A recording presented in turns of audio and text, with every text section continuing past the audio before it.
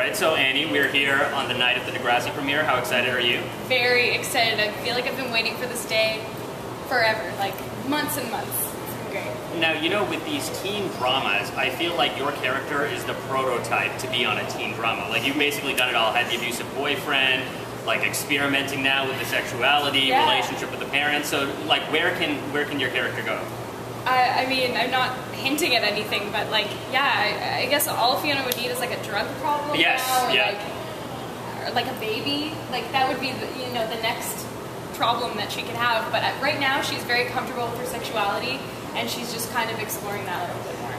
Is that what we're going to see in this season? Like, where are things going to go? Yeah, that's basically what it is. She gets a love interest, which we're going to see tonight. This is kind of like the beginnings of that relationship, and then that could go sour halfway through the season, and she's just kind of finding herself a bit more and where she stands at Degrassi. She doesn't really know where she belongs, so that's mainly what she's doing. You know, a lot of the original characters are gone now. Do you feel like this season is the one where you're totally going to like sort of take over Degrassi, like the new kids? It's our school now. Yeah, actually, well, it's funny. We just filmed an episode right now where it's like the seniors are taking over, and like the seniors are playing pranks on the school, and they're like, let's show everyone what this grad class is about. So it's funny that no one's asked me that question before, but yeah, I guess that's totally what we're doing. Right, just like spray painting your initials on every locker. Although we do miss the grads for sure, but it's kind of cool, really school.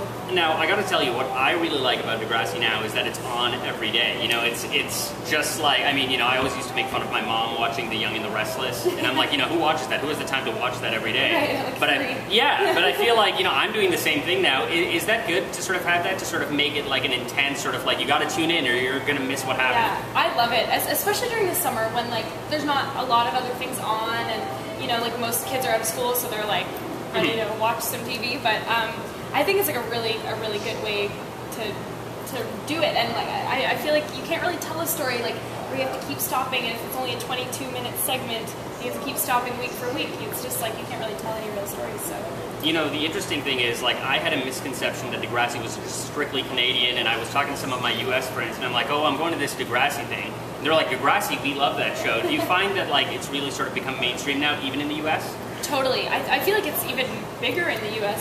than it is here, and I mean that's why it's always cool when we have events like this, because like I always kind of forget that in Canada we do things like this too, because you always think of the American premieres for things. So it's really nice being in your hometown and having everyone come out and celebrate the show and celebrate you, and yeah, it's awesome. Now, before I let you go, I just need one scoop. You gotta give me something. What can I expect? What can I say? Hey, listen, you know, I was talking to Annie, and you'll never believe what she told me. Oh no, I don't know what I'm allowed to say.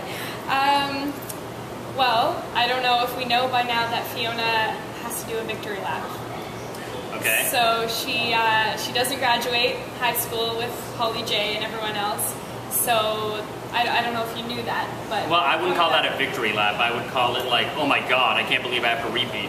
Yeah, except Fiona's seeing it as a victory lap. Okay. This is the tidbit of information I'll get. Got it. You would think that she would be upset, but now she's kind of taking this opportunity to get some new friends and kind of, see if she can rule the school.